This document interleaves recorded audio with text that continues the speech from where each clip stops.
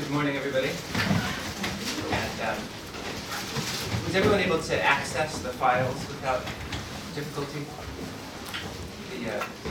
The film clips. I wanted to begin with a case study of cultural transfer, and the most obvious one is from Russia to the United States and to the English-speaking world. And the most obvious candidates are Tolstoy and Dostoevsky. There are good cases to be made that they didn't exert the most direct literary influence on American literature. You could say that Chekhov, who became the standard in creative writing courses, his short stories became the model for university education in writing literature, or Nabokov, who switched to English and exerted direct influence in that regard. You could say that they have exerted the most influence on the writing of American literature in some ways, but unquestionably Tolstoy and Dostoevsky are the most famous household names. They're the ones that everybody knows. Everybody has prejudices and preconceptions about them, and everyone is able to imagine them as people with enormous beards. And you find these images, much like the one towering over us in the back of the room, across American culture as well. And I teach these texts frequently to students who have willingly signed up for courses in Russian literature, and so they have some inkling of what they are getting into, and they're already curious about Tolstoy and Dostoevsky. But I don't want to talk today so much about formal education in literature. And we could approach this transfer in lots of other ways. We could look at intellectual history, for instance. There was a huge vogue for Tolstoy and Dostoevsky and in the 50s and 60s and 70s. On the bookshelf of every intellectual, you would find books like Isaiah Berlin's The Hedgehog and the Fox, which begins by contrasting Tolstoy and Dostoevsky and saying that Dostoevsky, like a hedgehog, only does one thing, but it works, and Tolstoy, like a fox, has a whole bunch of different tricks that he's able to employ. Or in the same spirit, this book by George Steiner, Tolstoy or Dostoevsky, and it demonstrates interesting cross-cultural transfers. I'll read just a very brief passage from it, from the introduction, in which he states, "I propose to consider their achievements and define the nature of their respective genius through contrast. The Russian philosopher Berdyaev, whom Steiner read in French, wrote, it would be possible to determine two patterns, two types among men's souls, the one inclined towards the spirit of Dostoevsky, the other towards that of Tolstoy. A reader may regard them as the two principal masters of fiction. That is to say, he may find in their novels the most inclusive and searching portrayal of life, but press him closely and he will choose between them. If he tells you he prefers and why, you will, I think, have penetrated into his own nature. The choice between Tolstoy and Dostoevsky foreshadows what existentialists would call an engagement that commits the imagination to one or the other of two radically opposed interpretations of man's fate, of the historical future, and of the mystery of God." Right? So very, very high language, and I think very influential in American intellectual circles. But we're not going to discuss that today either, and at best we'll have it in the background. Or we could talk about the influence of Tolstoy and Dostoevsky on American literature directly, perhaps most notably the way in which Dostoevsky was picked up by existentialism, which in its own part was very influential in transatlantic thinking about political and social liberation. And so Richard Wright, the African-American writer, rewrote elements of the underground man into his own fiction, and then Ralph Ellison in his novel The Invisible Man did the same thing. And so there's this important channel of American literature that picks up some of these themes of freedom and the irrationality of social structures, and it becomes worked into American literature in that way. And these are all very respectable and important ways of approaching Tolstoy and Dostoevsky in American culture.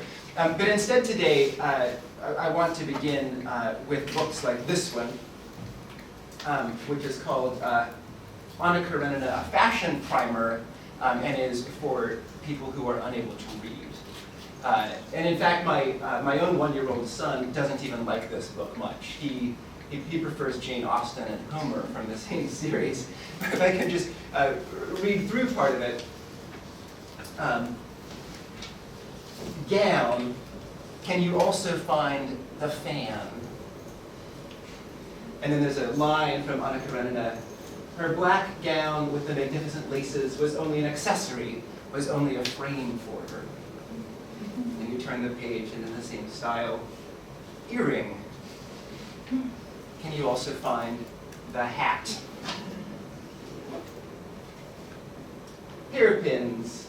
Can you also find the flowers? And Lieven is nowhere in here, as you can see. It goes on and on. There are occasional, when we get to Vronsky, there's another quote. His new, well-fitting uniform was simple and perfectly elegant. There's a nod to the kind of hats that people wear at the Kentucky Derby now, with Anna Karenina wearing a big hat that says, I love frou-frou on it. Buttons, can you also find the bird, right? So it's somehow departing from Anna Karenina, but not closely following the plot and not really performing the same role that it does in universities or in social culture. But it seems to me to be of the same spirit as this advertisement from a magazine. An advertisement for Revlon makeup, which has in the margin the quote, he was not simply close to her, he did not know where he ended and she began, ascribed to Leo Tolstoy, comma, author. in case, for those who don't know who Leo Tolstoy is. And my guess is that this advertisement has been seen by millions of people who have never read Anna Karenina, right? So when we're talking about cross-cultural transfers, we're also talking on some level about the ways in which in transmediated forms or references in popular culture, foreign texts will sort of percolate out into popular culture and start to perform roles there that one might never have anticipated based on the status that they have in their home culture. So I'll just pass this around in case you want to see it in color. And I think that we can start to see right off the bat some similarities between this book that has a dual audience of people who probably have read Anna Karenina and their children who certainly have not, but who are being groomed perhaps to grow up to read Anna Karenina, and this advertisement which invokes the name of Tolstoy for a very particular commercial purpose. And for the remainder of the class, I'd like to turn the conversation over to you as we discuss these marginal cultural texts that are in some cases only tangentially related to Russian literature, or in which the reference to Russian literature has been completely absorbed into some kind of structure germane to American culture. And I wanted to allow you to perform the role of, I guess, ethnographers, right? I picked a very small range of examples, the ones that I had most recently run across and added to my collection.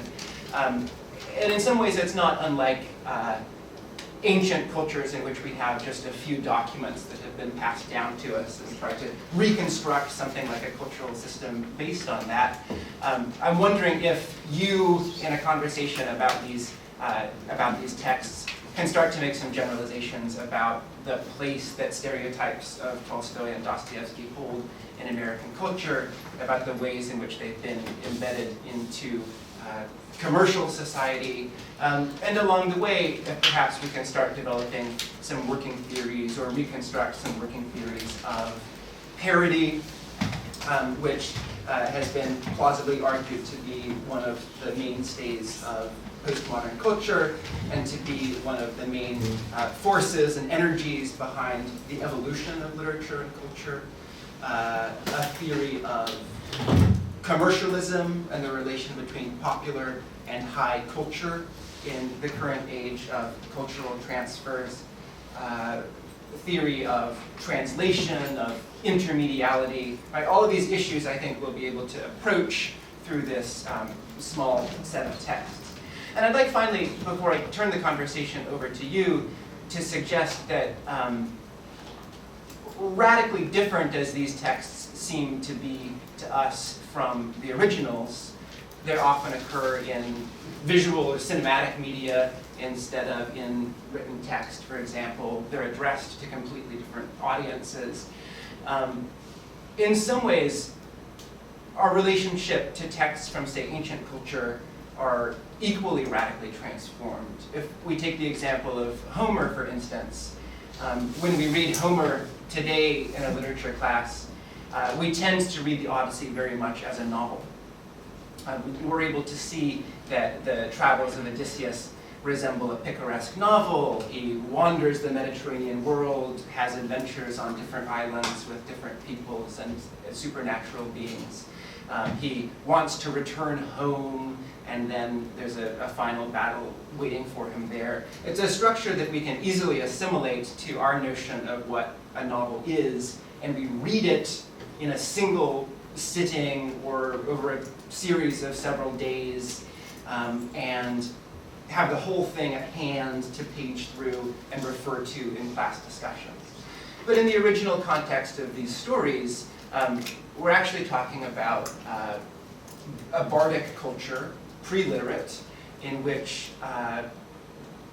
bards, accompanied by musical instruments, the lyres that they accompanied their music with, they would perform for probably no more than an hour or two at a time. So no more than one chapter of the Odyssey. They would have a small audience of people around them, presumably court patrons. We deduce most of this by analogy with other cultures in which bardic performance is still alive. And using the plots that they had in mind and some memorized phrases to help make the poetic rhythms work, they would improvise for an hour on the theme of one of these plots. And in the Odyssey, there's actually a representation of one of these bardic performances that's been embedded into the text that's been passed down to us. So in the original context of Homeric performance, we're talking about something that resembles freestyle rapping in many regards, right? An improvised performance by people who are skilled and practiced in poetic rhythms and able to insert set phrases in order to complete the line length in an appropriate way.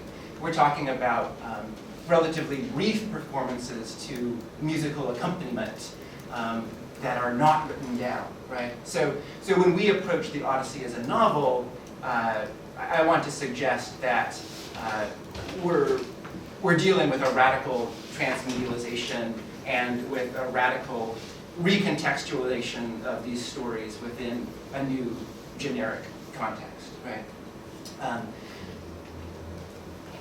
And with that, I'd like to start turning the class over to you and start registering some of your responses to these texts. Is there one with which you'd like to begin?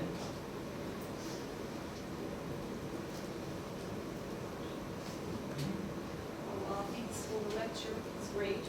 And you just touched the question that's very important for contemporary culture, the transferring great work of the literature to the mass culture. Of course, it's a profane conversion, but the positive trait of it, is that it is a sign of a great influence.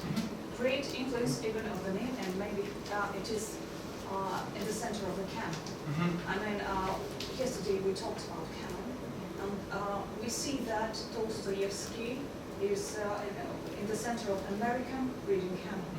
Well, and it's great. Absolutely. So it's a sign of the impression that that Tolstoy and Dostoevsky have But made. when a great work is a canon, becomes a canon, it can be parodized, parodies, parodied. And in the 20th century appeared mass culture, and mass culture is a reflection in some way of great works and of great culture.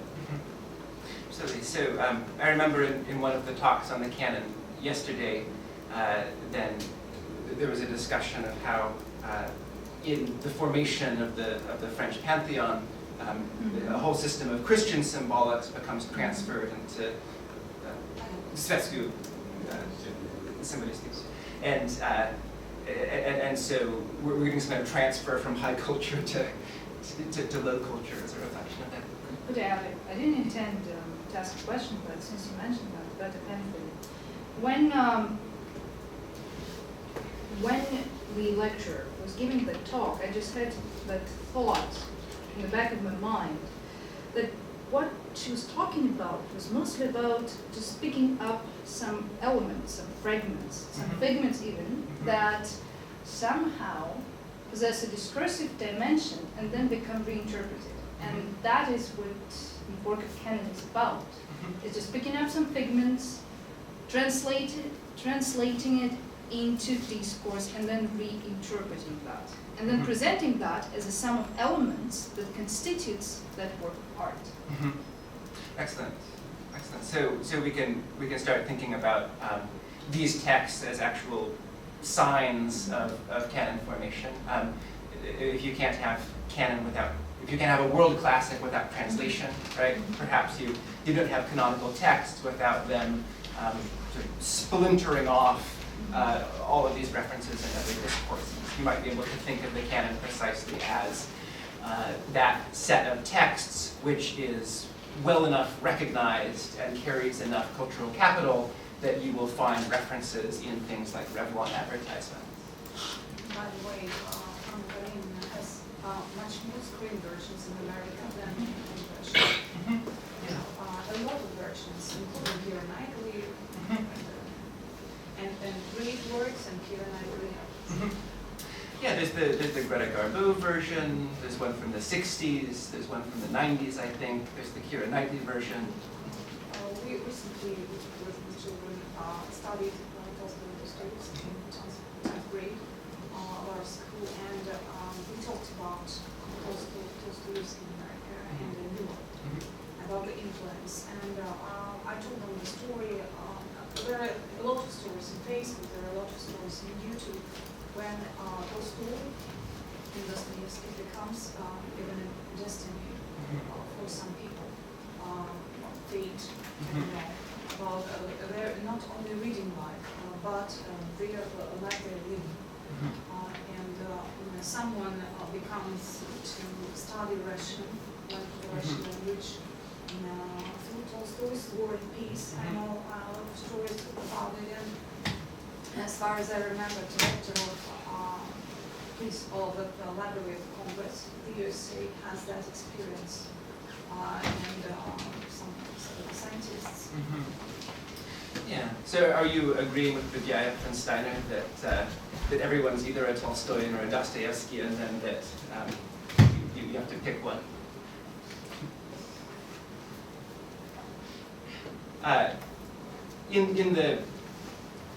In the files that you looked at in preparation for class, can you make some broad generalizations about the different roles that Tolstoy and Dostoevsky filled? If we speak loosely about the way that cultural attention works, if there's room in the pantheon for two texts of Russian literature, let's say, in the United States, for two authors, and then perhaps one representative text from each one of these authors, there's room for both of them because they fulfill different functions, right? If they were redundant, then there would only be one left, right? The same way everybody knows who Shakespeare is, but relatively few people are able to discuss Ford and Webster and Kid and all of Shakespeare's other contemporaries, right? Shakespeare, he sort of sucked up all of the oxygen from that. And it seems clear that Tolstoy and Dostoevsky, one of them has not replaced the other one in the economy of attention, right? They both seem very, very important. And with that in mind, they must be performing different cultural functions. Can we, based on these texts, start to make some generalizations about what those functions are? What is Tolstoy in these advertisements, in the film trailer? What is Dostoevsky in the references that we saw? Would you like to look at one of the clips? Or, I just wanted to take it back, if possible, to what Anya had started with, and that's the notion of discourse, and that how we look at Tolstoy and Dostoevsky, let's say from this side, looking, so ironically we're looking back over there, that reception here, or the reception there, seems to me to be part of a larger discourse. So we're talking about the reception of Tolstoy and Dostoevsky in the U.S., we have to, it seems to me, filter that through the discourse of what, of the globalization of culture by the U.S. And so I think the reaction to Joe Wright was extremely, for the most part, negative. And very few people saw the humor in Joe Wright's, or the artifice, which that he wanted to underscore. And so, if we're looking at that, I mean, for example, why is it that foreign adaptations of Tolstoy evoke more negative reactions than foreign adaptations of Dostoevsky? Is that the fact? Yeah, nobody seems to be upset by Pickpocket. It seems to me too that there are many more adaptations of Anna Karenina than more prominent adaptations of Anna Karenina than other. Okay.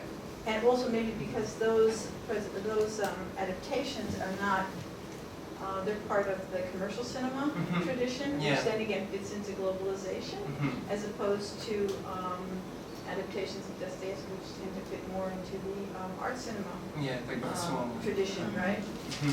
And again, and it's a completely different audience that's going to be looking at them and comparing them. So that was, I mean, in terms of the larger discourse around these films, it seems to me that a lot has to do with the cultural reception of, especially in the U.S., what U.S. commercial Hollywood is doing.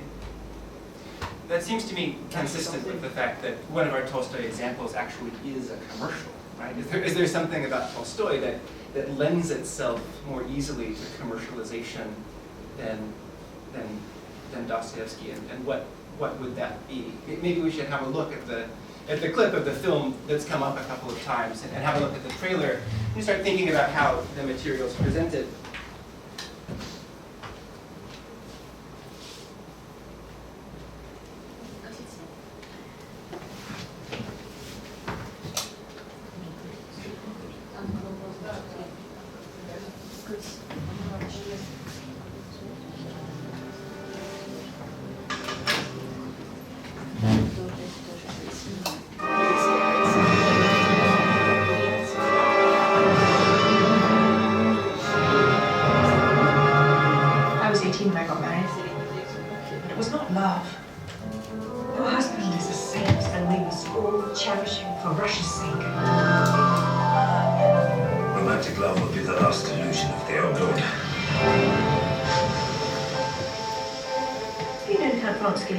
He's a rich, good-looking cavalry officer.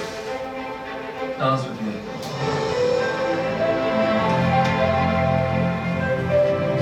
I must warn you about something. Warn me? You may, by indiscretion, give the world occasion to talk about you.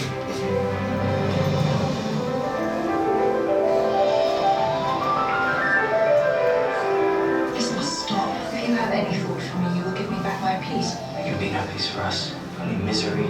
My greatest happiness. Oh, there is love. We are bound together by God, and this can only be broken by a crime against God. Always happened. Not something, everything. It could be a sin to help you destroy yourself. Essential sexual desire indulged for its own sake is the misuse of something sacred. The man who can't govern his wife has gone as far as he can go in government. Anna is a criminal. She broke the rules. Leave my life. She'll be ruined. Do you think I would let you have my son? You are depraved. A woman without honor. And this is what you want. Do you know what you want?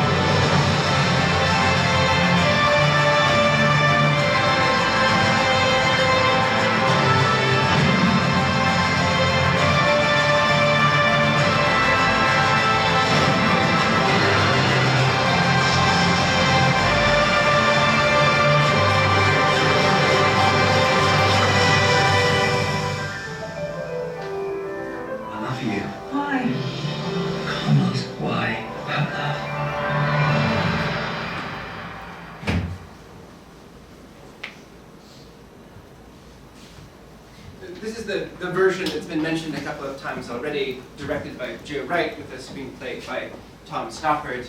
And once again, it's a commercial, but in this case, a commercial for the film adaptation itself.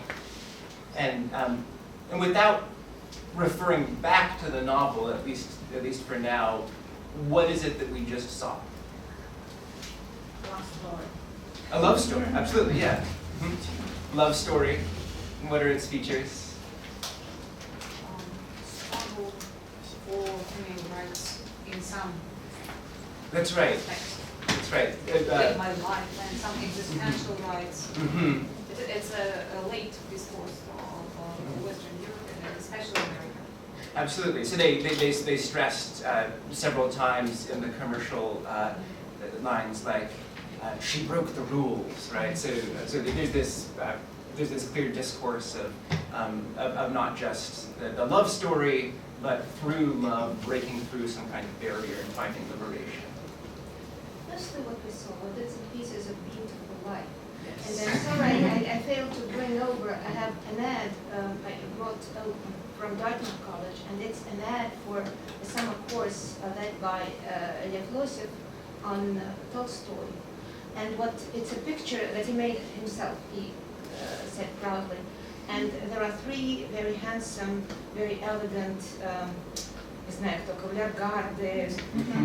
young gentlemen, and one of them says to another, this balloon, geez, it's now or never. There wouldn't be another summer in my life when I'll read War and Peace. And the other says, and Anna Karenina too.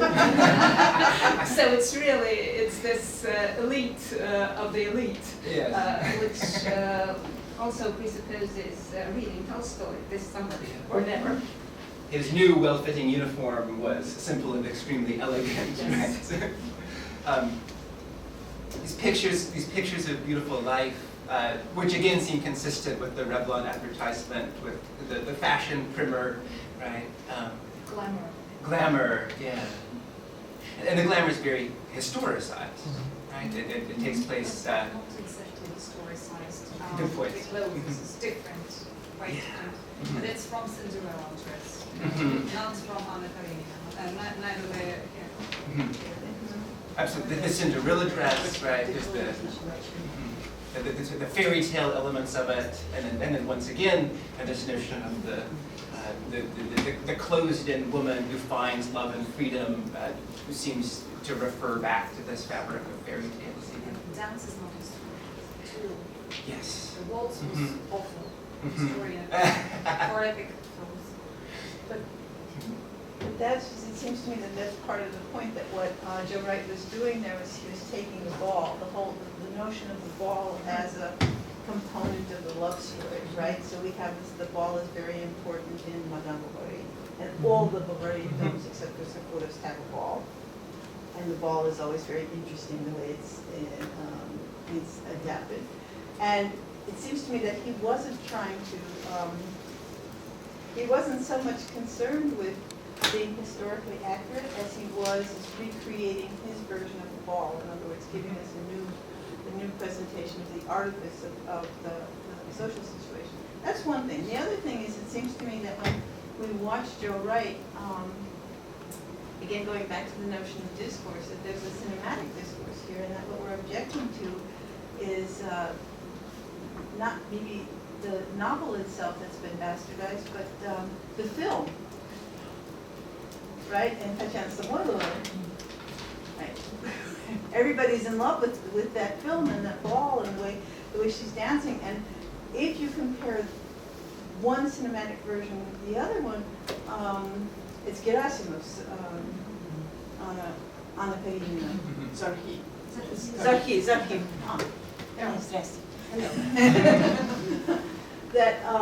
That the reaction was less, it seems to me, to the comparisons in the novel than it was to this visual image of the novel that was now on screen. But if you compare this version with, I don't remember the name of the director of the film, Jacqueline Bisset. It's one of classical version, and it's more close to the novel. And that film also refers back, if we quote many things from the Zarhi version. I think that what we are doing now, we are talking about the adaptation, but what we saw is a commercial for this adaptation. And we also have to draw a line.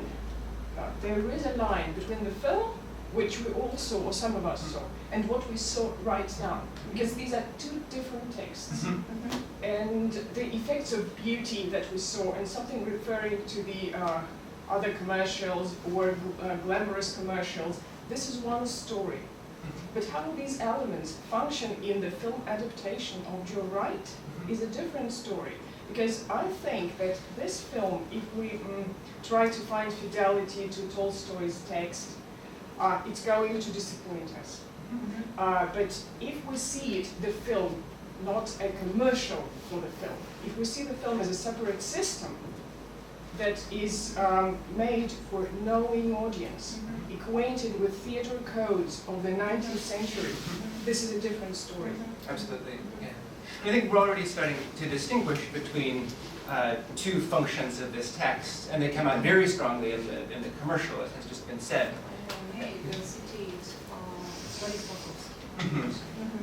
Тогда пишите свою. Классика. And read it. But this story is one that has been rehearsed many times. Right? Like Madame Bovary has already been brought into the discussion, and you could probably find earlier analogs than that. We see that Joe Wright has a sort of directorial vision for the whole film. If we watch the whole film, and nothing is more exciting for a director than to have this vast space on which to arrange and choreograph these elements of beauty that form patterns on the screen. And it's written by Tom Stoppard, who's a quite brilliant playwright, I think. Right? So we definitely have some kind of directorial vision. We can judge the film on its own terms as having its own goals that in some ways have very little to do with the novel Anna Karenina. And then we can also see that there's another sort of a film or another sort of configuration that comes out in the commercial, right? There's a popular audience that's being addressed, and the elements of self-conscious theatricality, for instance, which are so important in the full film, are relatively unnoticeable in the commercial, right? So when we start thinking about the commercial presentation of the film in popular culture, then what comes out most strongly is, once again, this love story, these images of beauty, the notion of a dying empire, this vague historicization, the heart breaking free of its bonds into the world, and so forth. You started out by talking about what is Tolstoy in American popular culture, but it seems to me all of this is the personage of Anna Karenina and not Tolstoy at all. And that if you were to ask a kind of reader of who is Tolstoy, all they know is that he wrote really big books. And that there's an extreme disconnect between all the images of Anna Karenina and anything they know about War and Peace. So if you look at here Natasha and the Great Novel of 1812, and any Anna Karenina, there is absolutely nothing in common.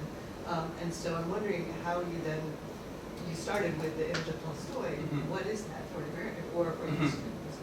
It's a great point, yeah. The disconnect between the figure of Tolstoy and then these images of beauty that are so related to Anna Karenina, which is, I think, undoubtedly his novel that has the largest presence in American popular culture.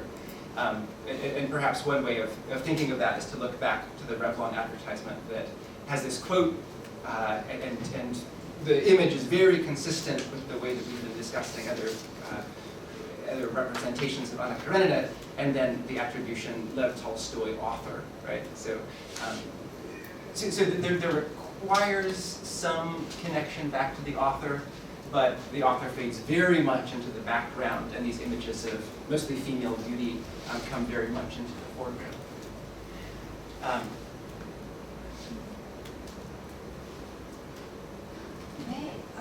Well, I think that we seem to be touching on what we really gathered to discuss, except I find it pretty hard to formulate the gist of the problem. But isn't all art about splintering? That is, distribution and redistribution of the senses that may be defiant, shocking, and may, by definition, may take you very far away from whatever starting point.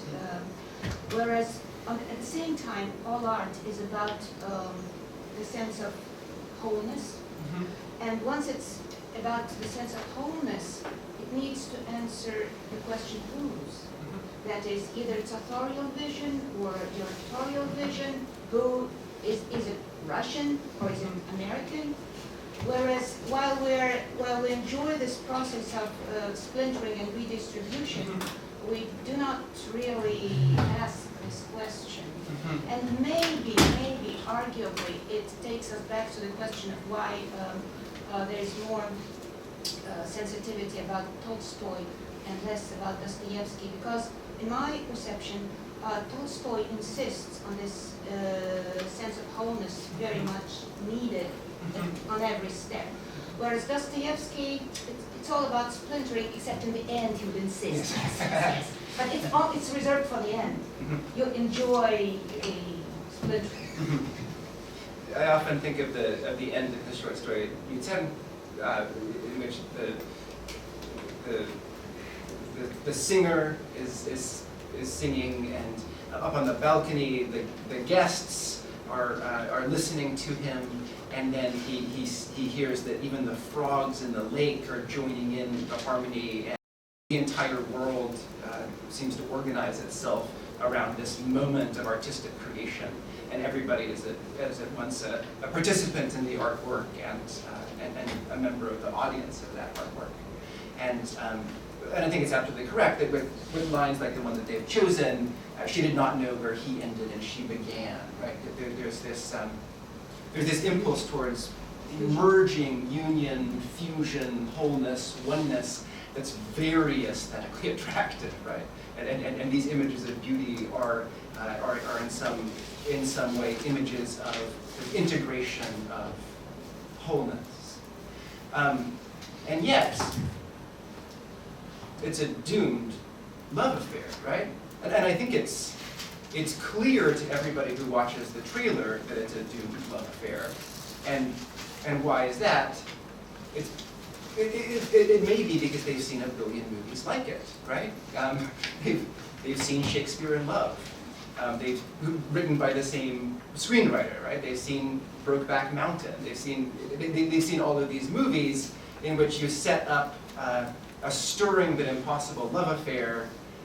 There's a breaking free of the heart and a moment of union and passion, and it's all very, very gorgeous and very wonderful cinematography.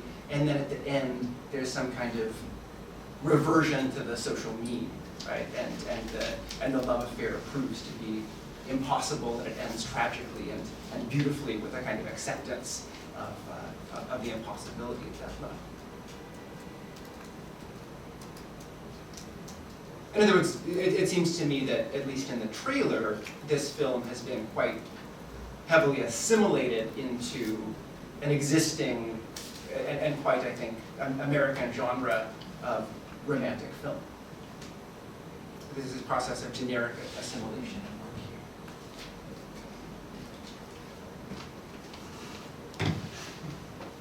here. You included the Woody Allen, but you haven't talked about it. Do you want to Yeah, that's tell us a little bit why you included that?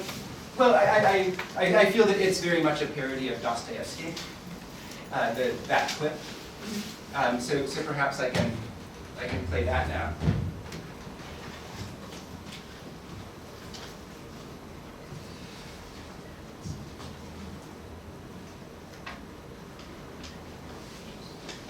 Finally, there was my cousin Sonia. In addition to being the most beautiful woman I had ever seen, she was one of the few people I could have deep conversations with. Boris, look at this leaf. Isn't it perfect? And this one? Look. Oh, yeah.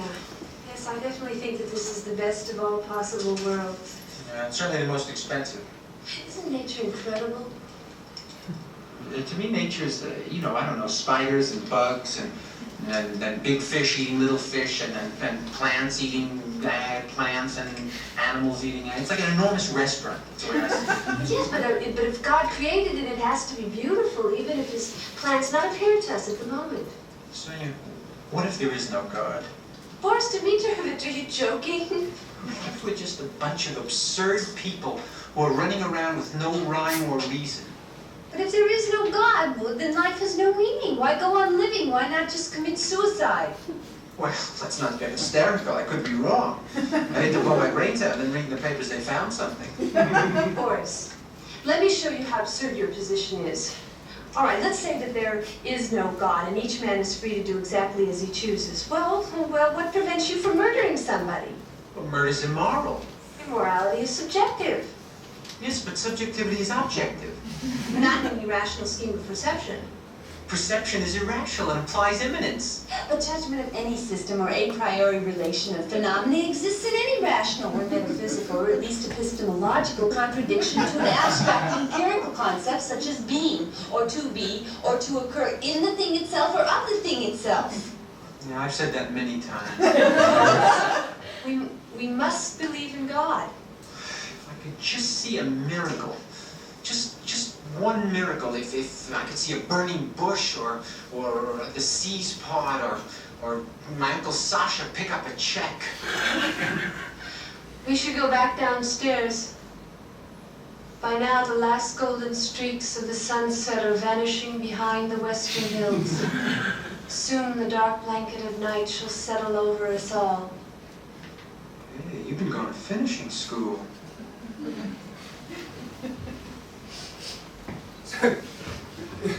There are a huge number, I think, of references to Dostoevsky's novels in passing that form the pretext for this product performance. And this is perhaps time for us to start contrasting the cultural roles of Tolstoy and Dostoevsky. We don't see, even though it begins with this image of the beautiful leaf, I think that the role of the beautiful is very different in this clip from the Tolstoy texts that we've been discussing. And this is probably also the time to start talking about parody. Has anyone else seen the film? Yeah. Right. So, one of the things that Woody Allen does, and maybe one of the things that makes the film funny even across. I mean, if you're open to the notion of parody of great literary texts in the first place, right?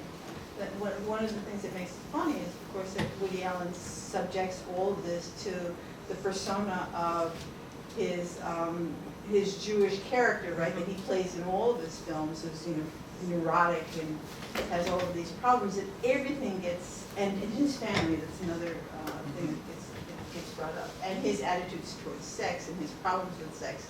So everything gets filtered through that character, which is, it seems to me, quite different than filtering it through production, or filtering it through, well, I guess production would be, or even genre, film genre.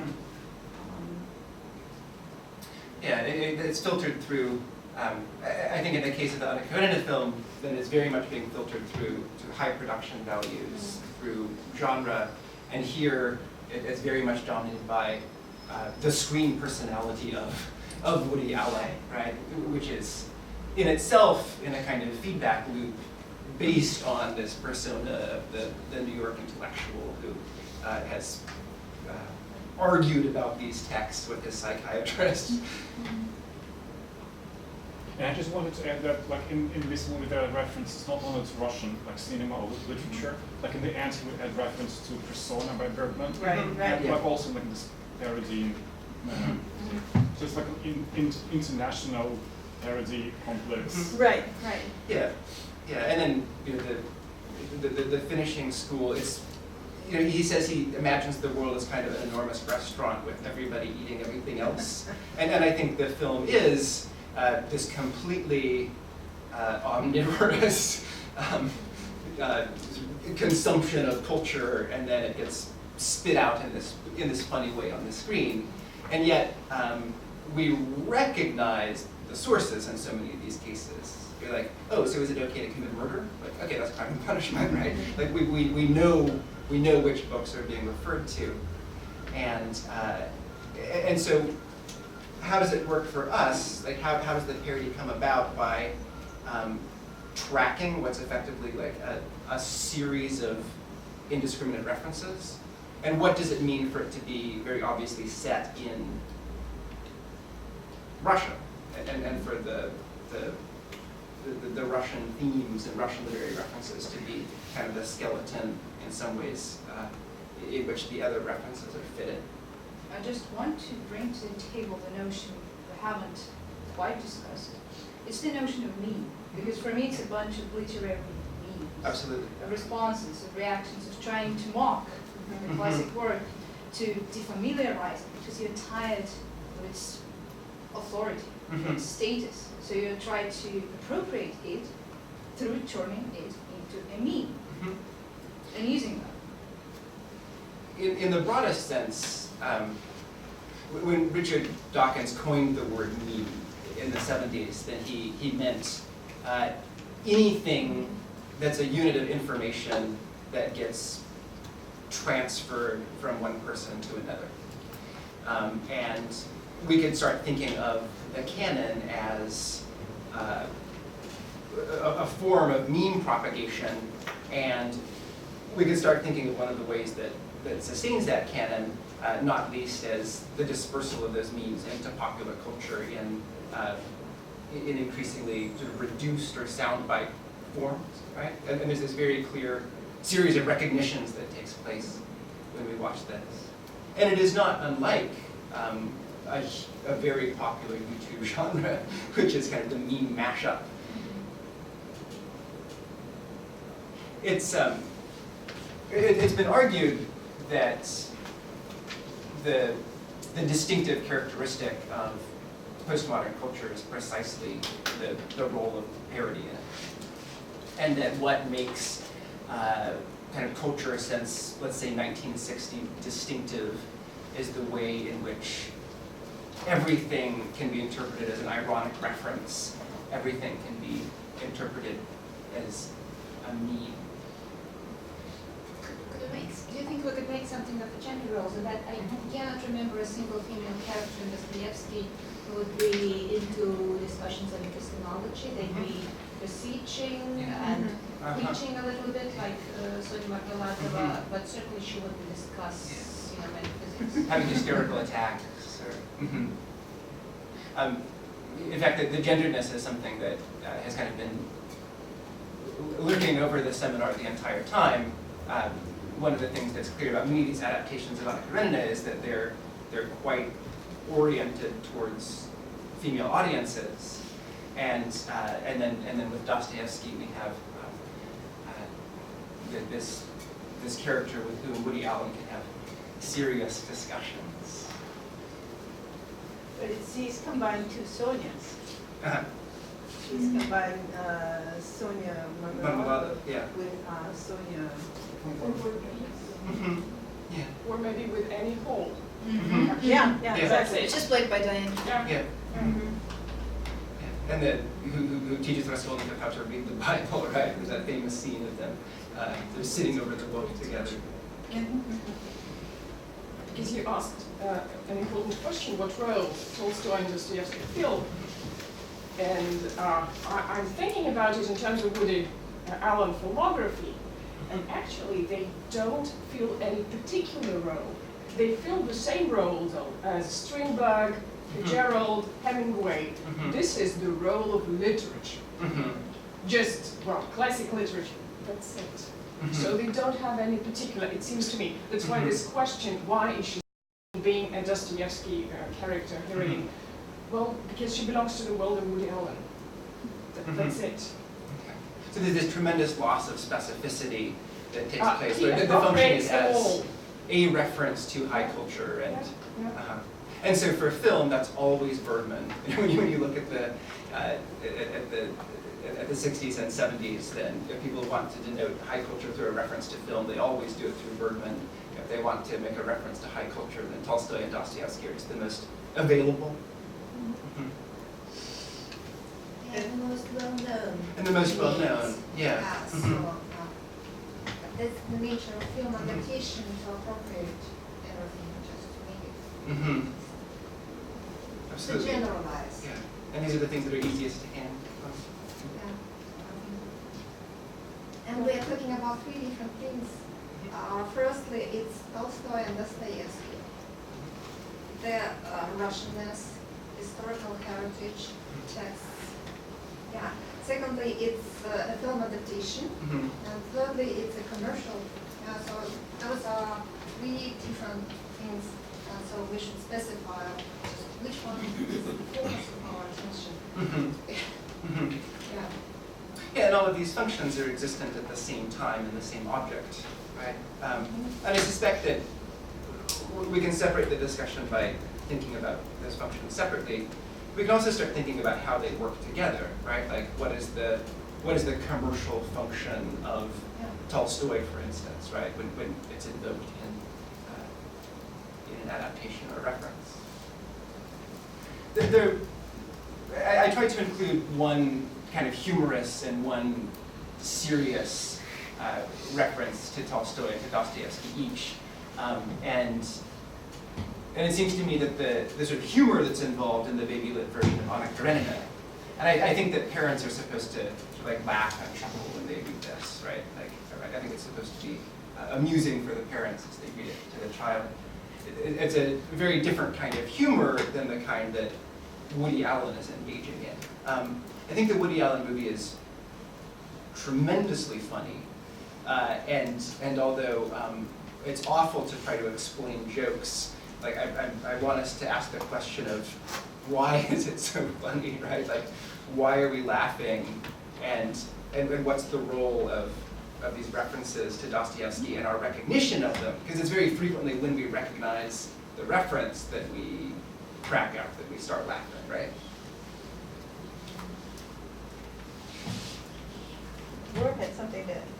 Oh, but I was going to go back to Woody Allen. Sure. I just wanted to point out that you're absolutely right that love and death is an amalgam of everything, and there's the classical Napoleon, so we have Tolstoy as well, and Bergman all over the place. But in later Woody Allen, in Crimes and Misdemeanors and then in Match Point, he takes the questions of Dostoevsky, takes them out of a Russian context, gets rid of the literature names, and it was something that Woody Allen himself was interested in his whole life, and so for some Americans, the version of Dostoevsky is not these are the big questions of the existence of God and the nature of morality, and what if you could commit a crime and not feel guilty. And so I'm not sure all Americans recognize that as Dostoevsky, but it moved way away from the parody that we see.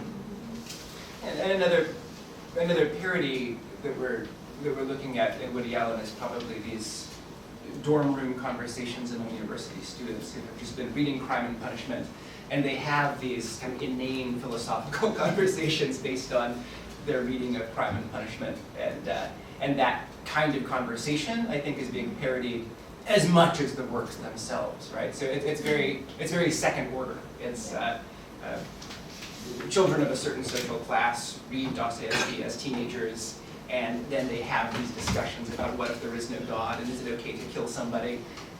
Isn't it a parody of the reception of German philosophy, like in the 40s, or in 1830s and 1840s?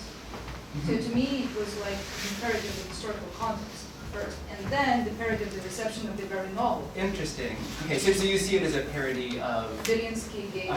Yeah, and the way that those ideas are being discussed by the characters in Dostoevsky's novels in a kind of mode that then gets picked up by American students of the same age. Yes, so it's multi-layered. A parody on building the whole stories. I had a question about both you and to Laura. Do you both show the Woody Allen in your Dostoevsky classes? So at the end of the term, At the end of party. At the party, right? Because then they feel so smart. Because they get the references, right? And even without them. Yeah. That was my next question. Do they get, they get some of the references? Yeah, they must miss a lot of the philographic references. Oh, sure. Yeah. Nobody gets all of them.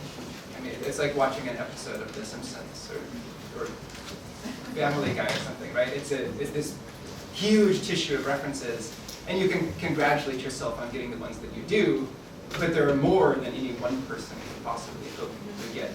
Like possibly all of us together, if we watch the film many times, can identify all the references in every point.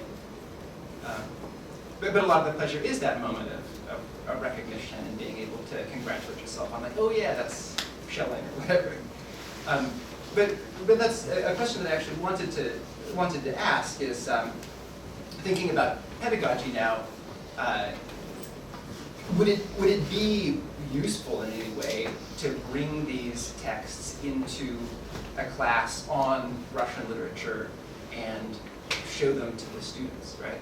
As Anya has reminded us, these are kind of second order means. Is there a use to bringing them back into the classroom if we start talking about the novels of Tolstoy and Dostoevsky? What role can they have in focusing the conversation? And I've done it myself, and I'm curious to know if other people could use these kinds of adaptations, or how they would go about it. It depends on how you formulate the education goals. And I would really, if anybody would like to speak up in Russian, I think it's pretty. But then it would be interesting to imagine a group of American students and a group of Russian students seeing that same Woody Allen film. And do you imagine reactions different? Do you imagine that spotting allusions would be different with these two authors? What do you think? As someone who teaches film to Russian students and to American students, I wouldn't show the Woody Allen in my film class here. Why?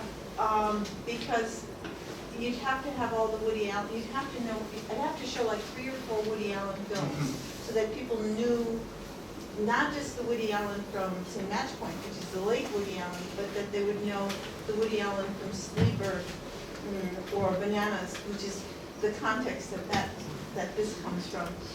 So you'd have to show not one film, but 5 films in order, and both for the American students, because American students don't know Woody Allen either. They don't know that early Woody Allen. So unless you're teaching a course in Woody Allen, or say, for example, literary parody through film, where you would have the time to do that.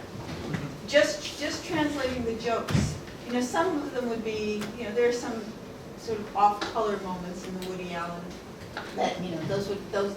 Yeah, Diane, but isn't this a little bit like the logic offered, suggested by our friends Orientalists yesterday, in that you can't start working with haiku before you know enough of Japanese literature, and that takes a lot of time and effort, so better not start.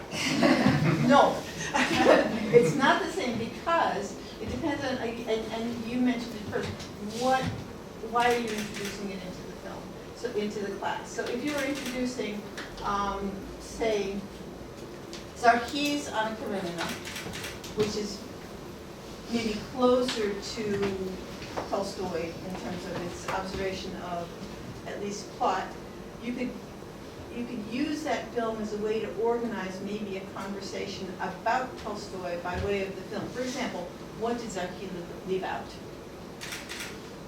Or what were the main elements of his film as opposed to what are the main elements of the novel? That works. The problem with Woody Allen is, first of all, it's parody, and humor is always extremely hard to teach, right? Humor is probably the last thing that we as speakers of, you know, and the more subtle the humor. And then Woody Allen's humor is not just humor in English, but it's Jewish New York humor. But we laughed.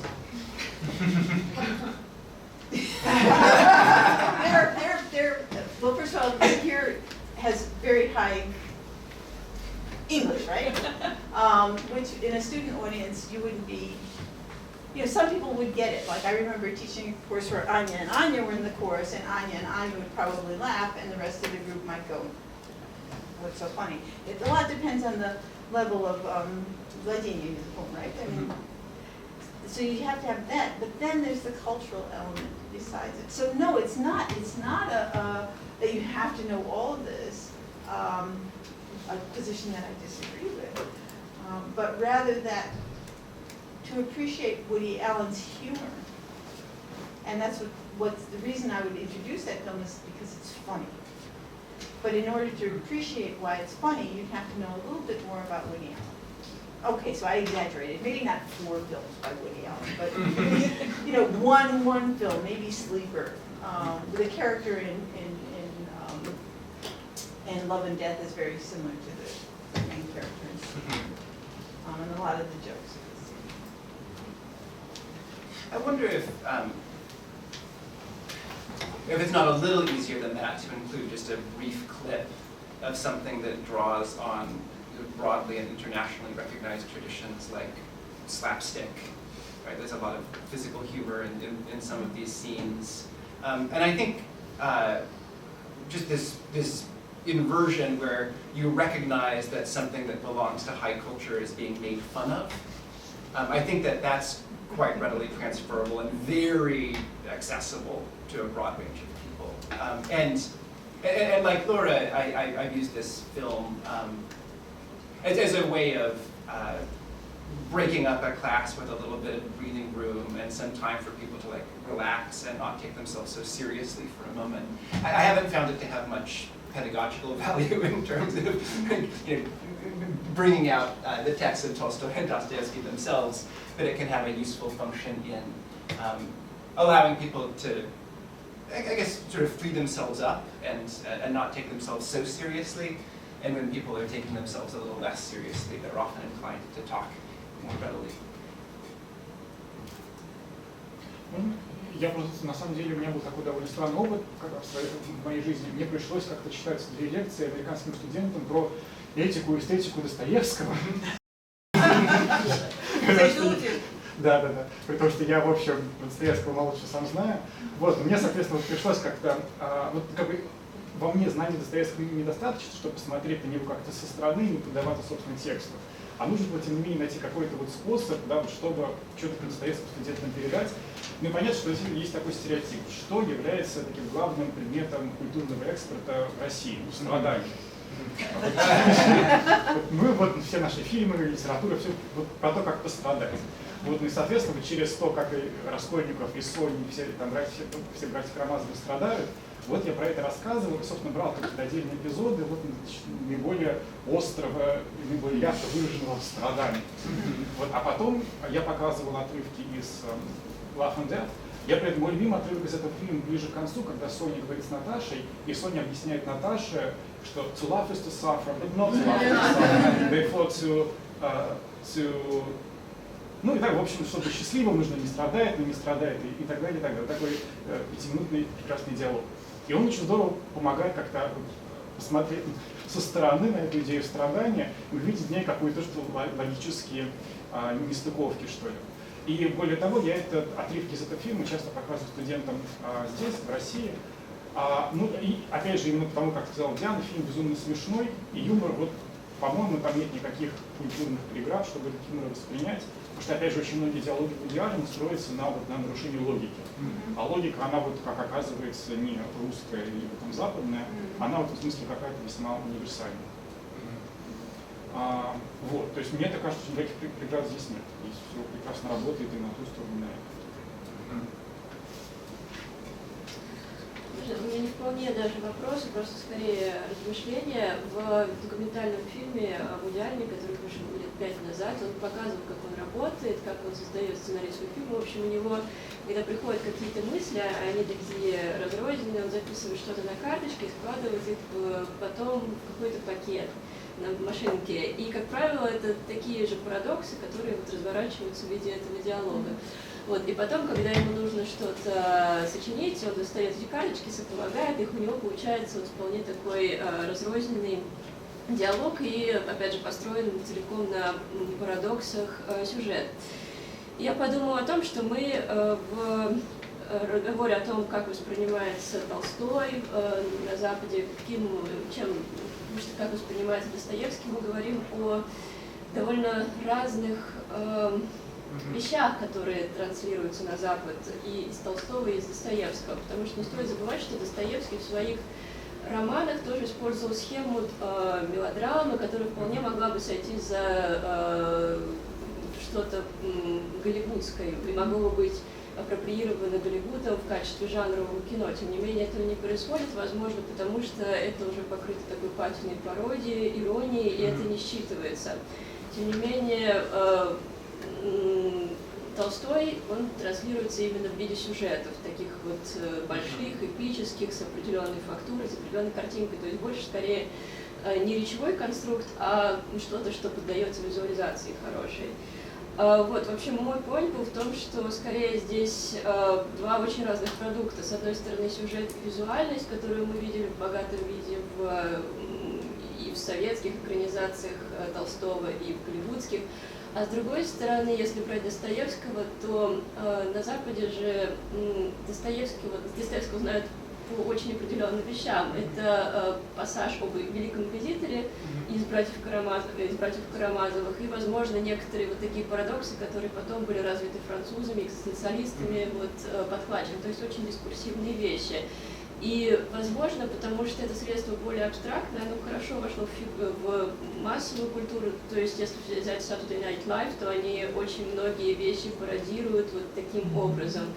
И я к тому, что здесь, когда мы говорим о Достоевском как таком культурном продукте, который Россия приводит на Запад, то это даже, возможно, не тематический комплекс страдания, а это именно вот эта вот запутанная какая-то речевая структура, когда ты можешь полагать вот противоположности и выводить это к какому-то, сводить это к некоторому тематическому комплексу, это будет восприниматься как Достоевский. То есть, и здесь важно, что, во-первых, Вуди Аллен начинал как стендап-комик, и, возможно, это позволяет ему это все нанизывать, не объясняя, зачем ему это надо, то есть в таком виде.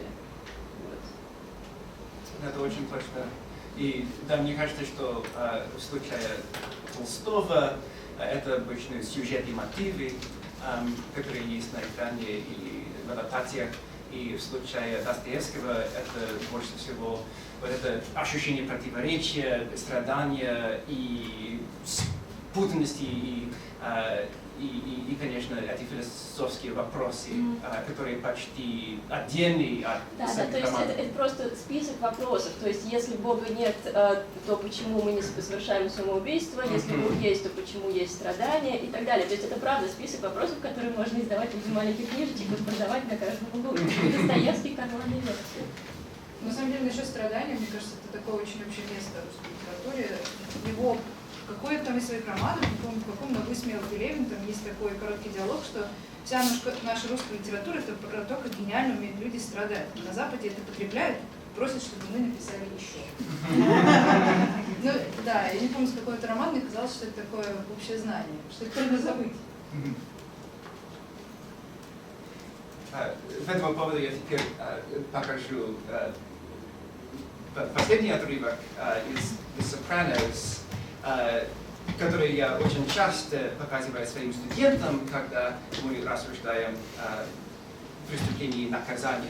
И в этом очень серьезном духе, это совсем не пародия, это тоже американский жанр, crime serial. И в центре этой дискуссии психологам есть именно вопрос о страданиях. Вот я теперь.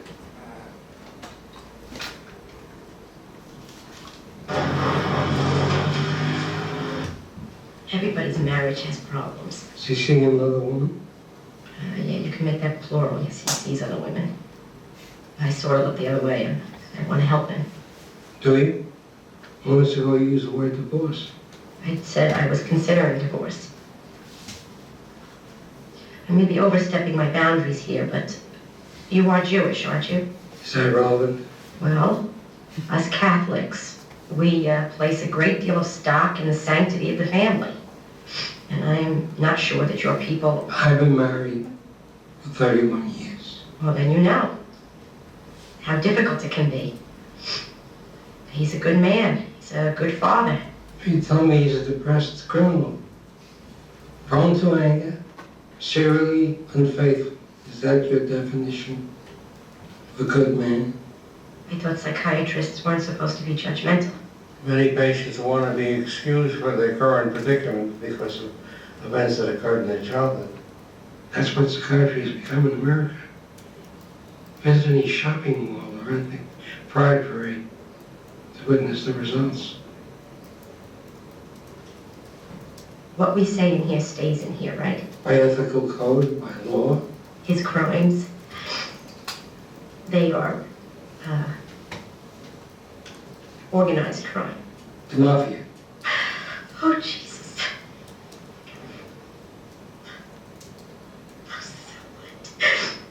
So what? He betrays me every week with these whores. Probably the least of his misdeeds. And you can leave now, you can stay and hear what I have to say. You're going to charge the same anyway. I won't take your money. That's a new one. You must trust your initial impulse and consider leaving him. You'll never be able to feel good about yourself. You'll never be able to quell the feelings of guilt and shame that you talked about. As long as you're his accomplice. You're wrong about the accomplice part, though. You sure? All I do is make sure he's got clean clothes in his closet and dinner on his table. So enabler would be a more accurate job description for you than accomplice. My apologies. So, do you think I need to define my boundaries more clearly? Keep a certain distance, not internalize my... What did I just say? Leave it. Take only the children, what's left of them, and go. My priest said I should try and work with him, help him to be a better man. How's that going?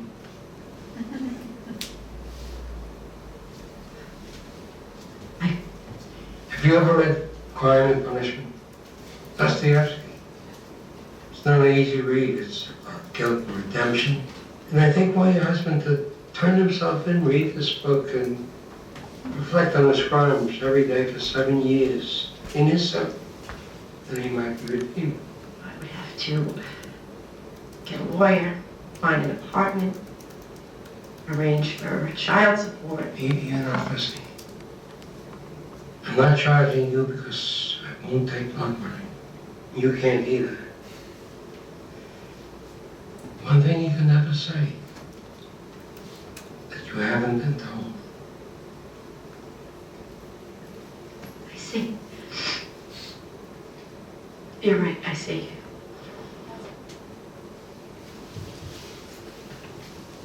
В этом отрывке, как мне кажется,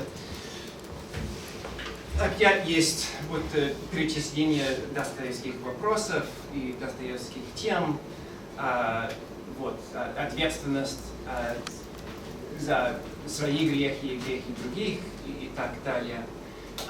И точно как в фильме Райта, этот отрывок обращается одновременно к двум публикам. Одна публика, которая читала Достоевского и узнает все эти референции, и другая публика, эта женщина на экране, которая не читала Достоевского и думает об этих вопросах этим образом в первый раз. Ну, зачем здесь Достоевский? Ну вот мне, ну как вот человек, который очень увлекается историей социологии эмоций, для меня вот дискуссия и последующий отрывок очень интересны с точки зрения того, что действительно, по сути, Толстой и Достоевский становятся популярными в тот момент, когда на Западе происходит довольно сильная интервенция популярного психологического знания, вот, не научного знания, да, там, психиатрического, клинического, психологического, а именно вот интервенция такого засилья разговора про то, что такое счастье. И, разумеется, там, где есть разговор о том, что такое счастье, должен быть разговор о том, что такое страдание. Но как бы кто и как его должен проблематизировать. И здесь получается, что с помощью литературы, как раз таки с помощью литературных произведений, ну вот на примере, например, Достоевского, можно поставить другой разговор о том, что как бы что такое страдание, да, и какие возможно, сюжетные ситуации могли бы нам наглядно продемонстрировать о том, что такое страдание, потому что, ну вот опять же, это разговор про рецепцию, но если вынуть вот эти вот речевые модели, о которых вы говорили, вот эти вот постановки вопросов, да, о том там, ну я не знаю, там, кто я там, тварь дрожащая или право имею, то останутся сюжетные ситуации, которые действительно являются очень сложными с какой-то вот такой чисто бытовой точки зрения. И вот насколько вот эти ситуации, показанные Достоевским, ну, например, жизненная ситуация с Сонечкой Мармеладовой, например, насколько она универсальна и релевантна вообще для всей западной культуры, в принципе. Вот. Я просто очень хорошо помню, что когда в университете нам читался курс по истории западной культуры, вот мы читали пассаж про значит, вот, отрывки из «Преступления и наказания», ну, понятно, многие были знакомы с произведением целиком, вместе с фильмом, который называется, если я не ошибаюсь, «Китти Вертихвостка». О! Вот. Да. И я очень хорошо помню, что вот эти два сюжета, очень разных, взятых из разных абсолютно, по-моему, временных, да, и географических зон, резонировали друг с другом, потому что ситуации похожие, ситуации действительно, в которых есть та же самая постановка о том, что такое страдание, и ну, соответствующий ему резонирующий вопрос о том, что такое счастье. Вот. И мне кажется, что, возвращаясь к современности, если говорить про преподавание литературы, про то, как это можно было бы использовать, то если давать американским студентам читать больше Толстого и Достоевского, то возможно, что внутри вот этого терапевтического дискурса популярной психологии возникнет тема, связанная с тем, что такое страдание, что такое вообще судьба, и почему это важный этический вопрос. И наоборот, да, привнести в русскую культуру, наконец, вот эти вопросы о том, что такое счастье, и почему человек должен как-то, в общем-то, пытаться находить свое счастье. Мне кажется, это должно действительно работать вот в таких вот направлениях. Можно я встряну, потому что мне кажется, это правда очень Извините важный за пассаж. сумбур, но мне кажется, это очень важный пассаж, потому что весь Вуди Аллен стоит на таком популярном психоанализе, который все время переливается из одного в другой, и я тут сразу подумала о такой книге, которая недавно была переведена на русский, «Популярный психоанализ для сценаристов». То есть кино на самом деле это огромная машина, которая пытается отвечать нашему самостоятельному порыву понять себя и свою жизнь. И в данном случае действительно сюжеты Достоевского и Толстого, они работают на это, но пародируются, на мой взгляд, то есть воспроизводится не только сама ситуация, в которой там возможен разговор о счастье или возможна постановка, а в случае с Достоевского воспроизводится структура самого вот вопрошания себя, что такое счастье, с его откатами к каким-то предыдущим состояниям, а может быть я все-таки не прав, а вот если это, то есть это не вполне рациональная структура, но она довольно точно и, по крайней мере, в рамках какой-то культуры суммирует то, насколько вот, это противоречиво идет разговор с самим собой в процессе самопознания, на мой взгляд. Затронули канон психолога психиатрического дискурса, да? то следует сказать, что есть фрейдизм, есть философия фрейдизма, есть популярный фрейдизм, да? Такой популярный фрейдизм, который корпорации американские взяли на вооружение с тем, чтобы культуру потребления поставить на поток, да? Это, по сути, Фрейд, из которого вынута литература, из которого вынута философия, совершенно с легкой руки Анны Фрейд, в том числе, к сожалению. Что же касается психологического образования, даже не обязательно психиатрического, то туда в обязательном порядке входит литература, и если мы говорим о священниках, священники или священнослужители, имеют дело с этими материями в роли исповедника и так далее, обязательно, они очень начитаны, кстати сказать, и в психологии, и в литературе, и даже в литературоведении.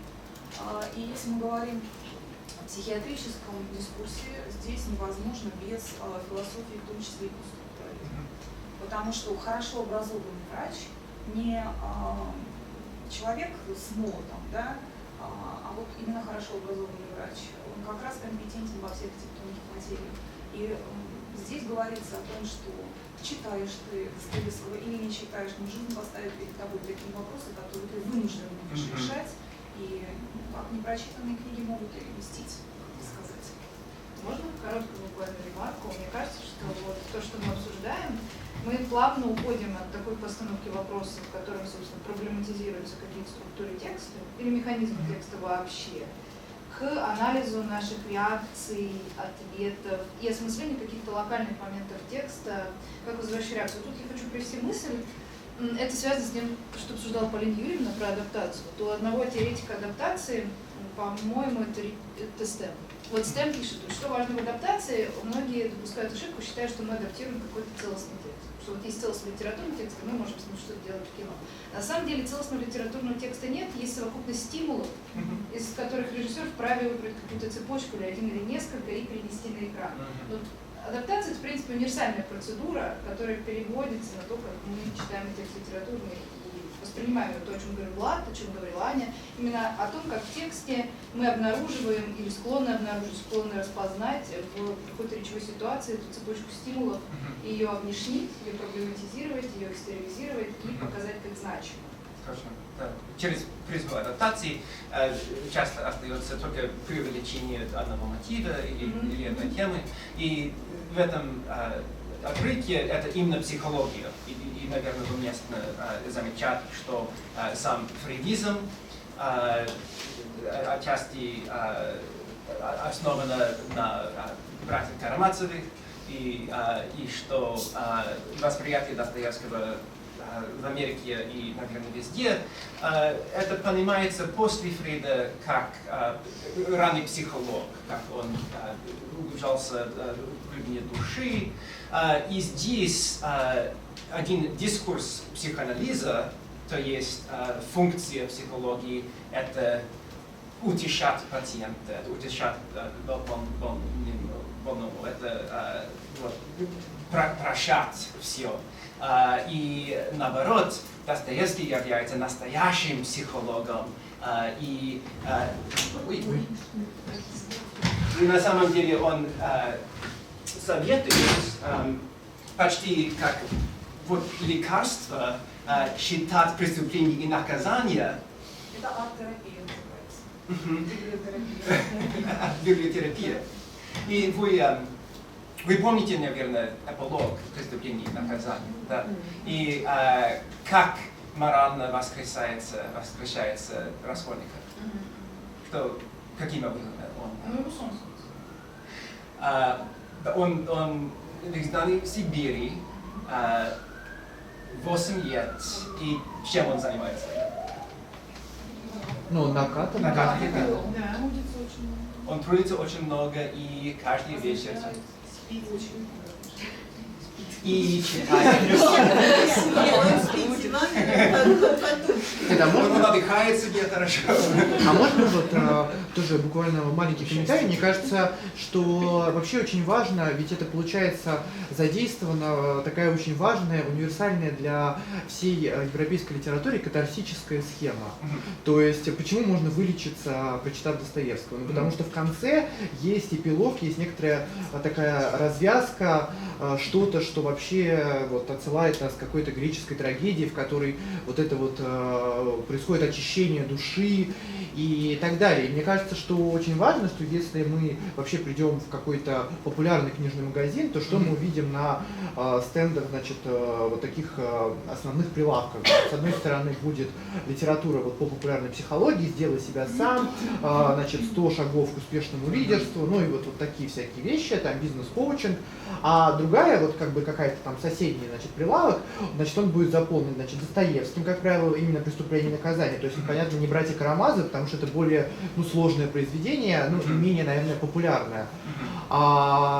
Значит, сейчас очень популярным становится Киркегор, хотя это довольно сложный философ, который, понятно, повлиял на всю европейскую литературу. Ницше, разумеется, да, сюда же. И сюда же будет относиться, насколько я сейчас понимаю, Эрих Фром. Нет, ну Фром, да, понятно, да. Шопенгауэр, да, то есть вот как бы вот этот происходит вот этот откат к конкретному такому протоэкзистенциальному вот периоду в развитии философии. Я вот не знаю, насколько здесь кто из них. Вот я о ком вспомнил. Я вспомнил про Виктора Франкла, основателя экзистенциальной психологии, вот, поскольку вот эта тема, связанная с им пережитым вот этим травматическим опытом во Второй мировой войне, то есть вот это все туда же. И это как бы такая вроде и психология, и философия, запакованная, значит, в одну обертку, вот, и очень важно это прочитать. Это, кстати, к разговору про канон, то есть это как бы уже канон не совсем литературный, то есть он включает в себя, ну, то есть понятно, что литература может действовать расширительно, но это вот как бы вот произведения из разных, в том числе и научных областей. Я имею в виду, что Раскольников на каторге читает Библию. И постоянно, когда он не работает, когда он не спит, он читает Библию. И именно через читание Библию он морально воскрешается. Получается, он воспроизводит то, что мы делаем, когда читаем Достоевского, чтобы тоже... Да, мне интересно именно этим, что в этом отрывке преступление и наказание занимает место Библии. И преступнику надо сидеть в тюрьме и 7 лет поряд читать «Преступление и наказание». Он не просто так ее читает, он читает взыскующе, так сказать, из своей душой, и страдавшись уже, он ищет конкретных ответов на конкретные вопросы.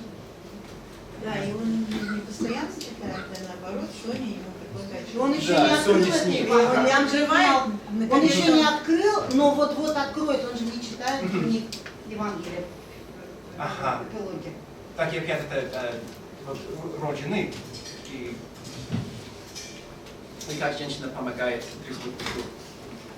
Вы знаете, наверное, не только женщина помогает, И в общем как все перерождается. Есть 3 основных национальных концепта русских. Душа, судьба, тоска.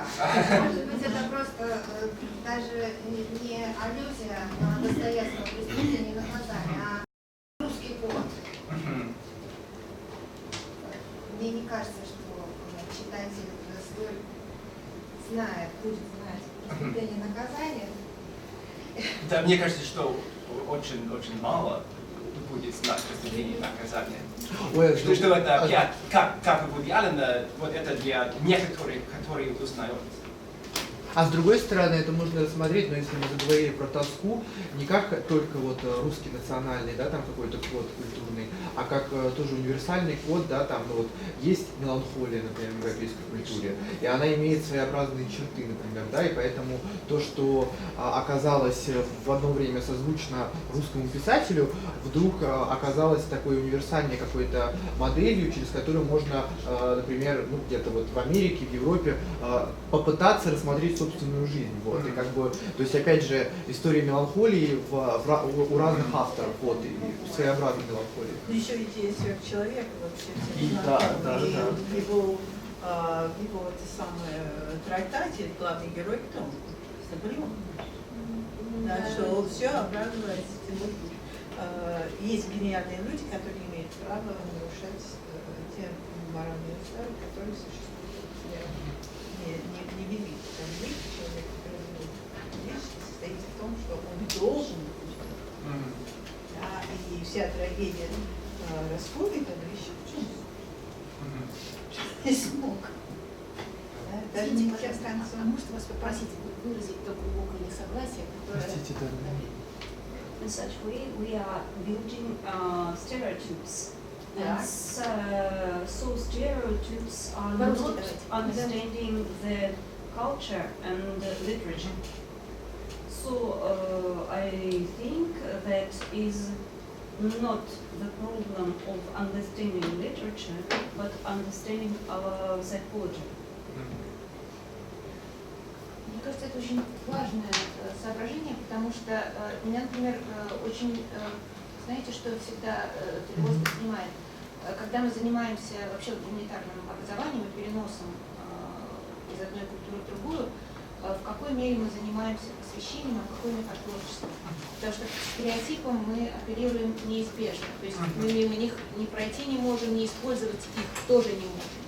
С другой стороны, у них есть своя логика, которая очень, и ты на другом это замечаешь, на себе, как правило, не замечаешь, но она ускользает из-под контроля того, кто работает со стереотипом.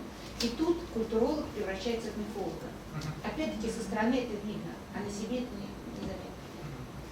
И это очень сходно с тем, что Аня только что сказала, что в этих адаптациях обычно